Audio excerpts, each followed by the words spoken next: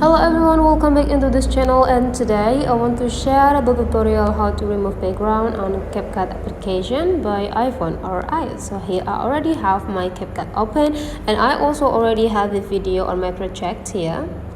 So for the next step, let's remove the background of this video by click the clip until it is in active mode, and then please take a look on this bottom option here, and you just need to slide into the left side these features until we found a cut out here, and just click it, and there will be three options here. Either we want to remove, customize the cutout, or chroma key. Since we want to remove the background, please click remove background.